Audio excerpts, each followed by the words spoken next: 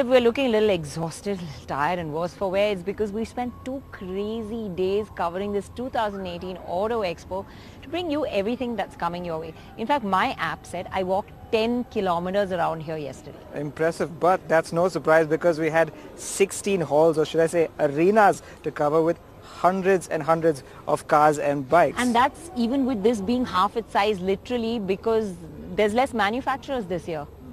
But I still think we had enough to cover and there were still miles to walk. And with all the manufacturers that were present, I have to say there was one overarching theme: EVs, right? Completely. I think after the government has made their announcement, all the manufacturers wanted to prove their might. They wanted to say they were ready for EVs and electrification by 2030 in India. So yeah, I think that was the theme. I had a couple of favorites, but I'm not going to say anything. Watch on and let's see which ones were yours.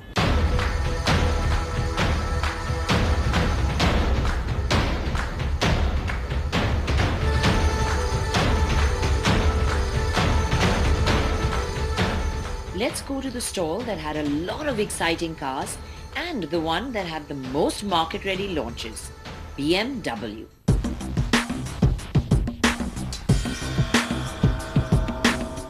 Well, the 6 GT is officially here. You can walk into a BMW showroom and book yourself one today. Now, we had test driven this car and the test drive is on our channel, so you can watch the whole review there. But what I'd like to tell you is India will get a different engine than the version I drove there. You get a 2-litre 4-cylinder version. Don't be fazed by that fact and that number, because twin turbo power puts a healthy 258 HP and 400 Nm of torque. So you're going to get performance with this car. And I'm sitting in the back seat to let you know that you will get comfort as well.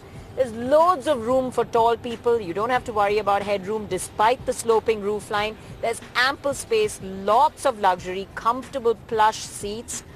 And of course, you get the air suspension with auto leveling to make sure your ride is comfy too. Now here's a car that's got great styling, comfort, and it's going to rival the likes of the E-Class, the long wheelbase version, with the amount of space it opens up in this back seat. What makes this offer all the more tempting is the price point it's been launched at. This one is 58.9 lakhs ex-showroom.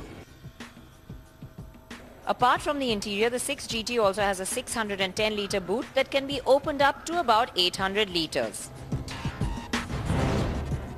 Magnificent in matte maroon is the M5, loads of M's there, but yes, you can go out and book yourself one today because bookings have opened for this car.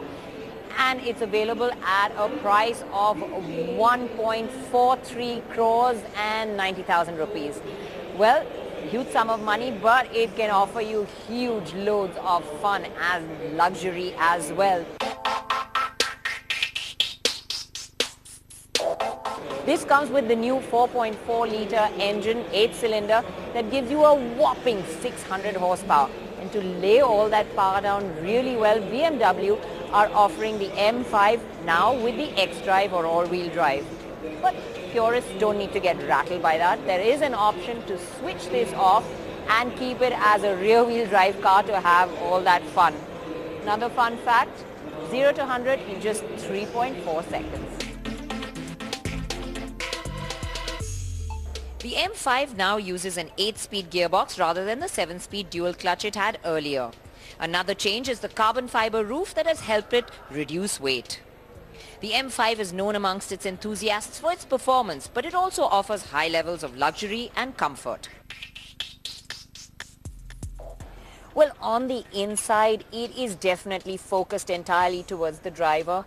Of course, you get every level of luxury with all your leather seats and plushness to the core, but you also get all the gizmos like gesture control, the display key, your parking assistant, and a lot more. And then, of course, you get all the sportiness with your M Sport steering, the instrument cluster. So yes, this is for the passionate.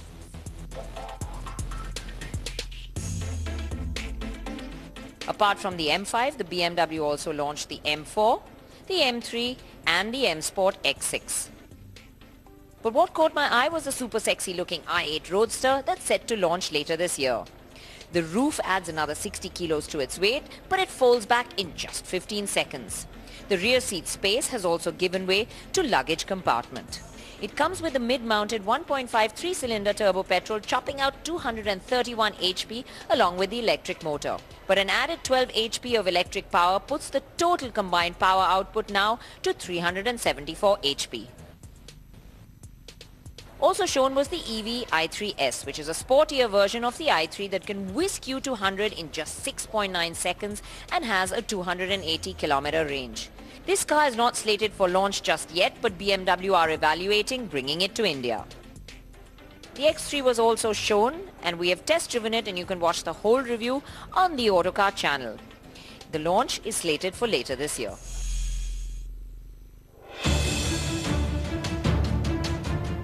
Hyundai also launched the facelift version of the i20. So this is the 2018 version of the Elite i20, but it's just a facelift. There are few changes to the exterior. We see a glossy black finish now on the grille area. There's a new air curtain around the car. There's a DRL which has come near the fog lamps. What's also a big difference is the dual tone coloring that we're seeing around the car. So you see it around the window sections, B pillar, and of course this glossy black finish that's on the C pillar. We see it on the claddings as well. Round the side, that dual tone coloring has come to the bumper as well. There are new tail lamps, and of course there are the diamond cut alloys that are on the car as well. On the inside there are a few changes. The air vents get slightly tweaked, the seat fabric is new, and the infotainment system gets a non-reflective screen, which is a huge advantage. But the big thing to look out for is the auto version, which will be a CVT auto mated to a 1.2 litre petrol, which is expected in May.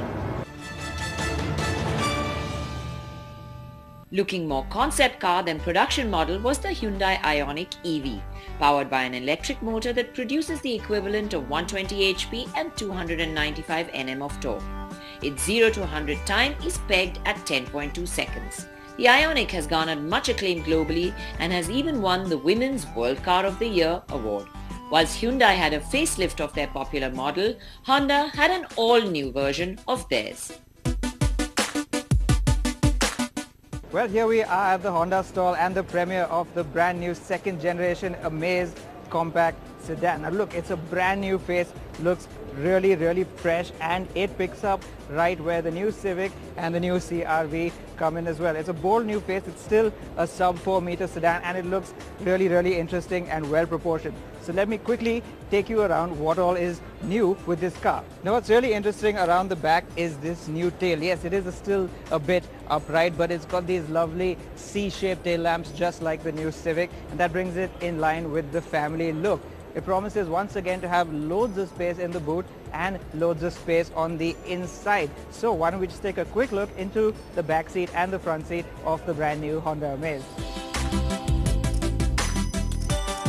Now, in the front seat of the all-new Honda Amaze, what you're really treated to is a fantastic new and very fresh dashboard design that we haven't seen on any Honda before. It's very fresh and not derived from anything we've ever seen. The steering wheel too, nice square center boss, lovely finished controls for everything on the steering wheel, and new dials as well. But what I really like more than anything else are these front seats. They're really snug but really supportive as well. They seem that they will hold you really nice and tightly on a good drive and be very comfortable as well.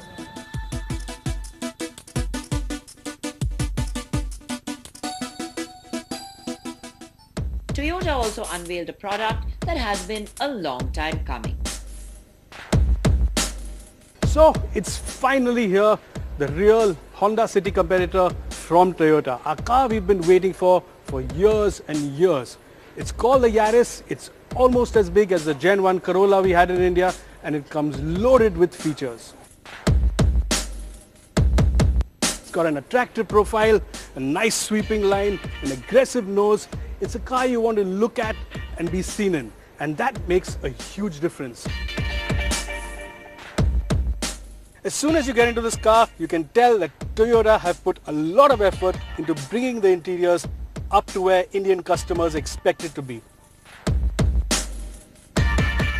And it works pretty well in the back seat as well. A fair amount of leg room, good thigh support from this nicely cushioned seat, a nice backrest angle, nice and comfortable. This armrest here also extremely comfortable. You have this unique feature which looks a bit aftermarket, but it's an air vent. It blows air straight into your face, cool air. You get a sun blind in the back. The only sort of issue, the only slight issue is this headroom. People who are 6 feet tall and above might brush their head against the top. But apart from that, it's a cabin that works well in the back too. But the stall that had the most going on was clearly Tata Motors. From EVs to customizable cars to performance versions, they were all there. But the star car was undoubtedly the H5X concept.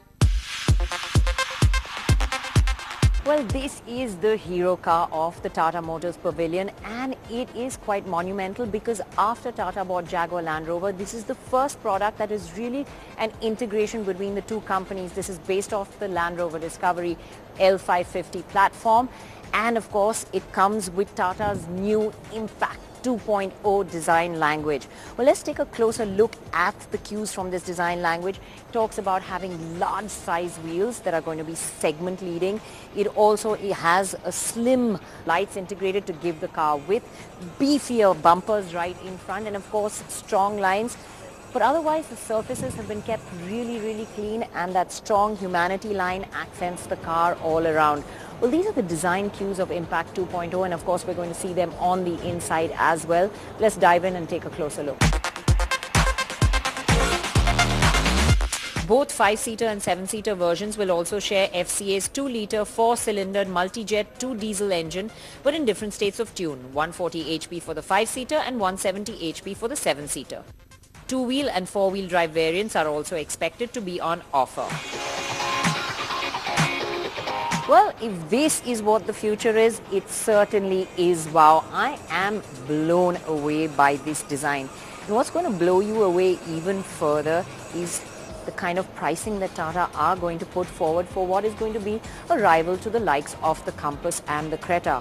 This car is expected to be priced around 13 lakh for the 5-seater version and around 17 for a 7-seater version. Now that is really wow. And of course, it's expected in 2019.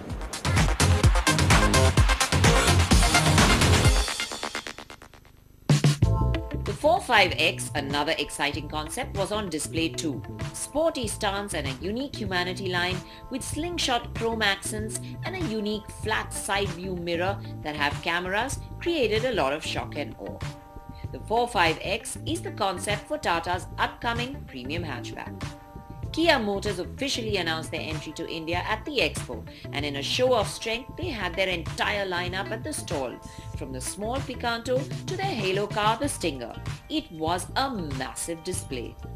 Now, performance sedans themselves, not so unusual. This one is special, not just because of the 3.3-litre V6 under the bonnet that chucks out 370 horsepower, but more for the fact that this is a rear-wheel drive chassis. Yes, the power goes to the back. Now, what that means is that it's a credible rival for something like a BMW 340i, I know we don't get that in India, and an Audi S5 Sportback. And Kia is here to tell us that it's not just about performance but also about luxury as well.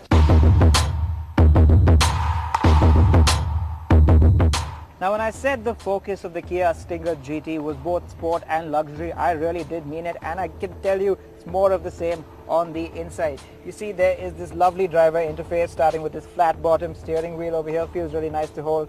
The entire dashboard, which the design is very different from other Kias, is canted towards the driver just a little bit, and these aluminium rotary AC vents feel really sporty as well. But it's also about luxury, right? So the quality of this metallic finish is really rich too, as is the leather. It's nice and soft. And would you just look at these chunky bucket seats that really thickly bolstered to hold you in place when you're cornering the Kia Stinger GT really hard.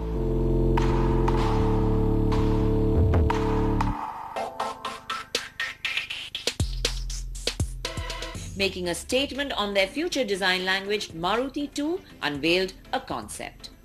The first unveil of the day here at the Auto Expo is the Maruti Suzuki Concept Future S. This is the future of their design language. You can see a very soft, rounded rear, but elsewhere, this car is going to speak the design language of an SUV. You can see large wheels, strong shoulders, high bonnet line, vertical A-pillar, and they did this with the Brezza and had a considerable amount of success with it. They're following down, taking it a notch lower with the considerable amount of range there is around SUVs. They're looking to cash in on that pie. This will sit lower than the Brezza in their range. Now we can expect it to come with a 1.2 litre petrol engine, the K-Series one, and of course we can see a 1.5 litre diesel later on in the range. Now this will be the first time that Maruti Suzuki are developing a diesel in-house. They expect this to be in showrooms end this year, early next year. Renault were also one of the companies showing their readiness for electric future, and the Zoe was probably one of the most exciting EVs at the Expo. Mahindra were also displaying their EV might, with concepts in all shapes and sizes. They also announced that the SsangYong Rexton would come to India rebadged as a Mahindra car. And they unveiled a concept of a convertible SUV based off the TUV 300, called the Stinger.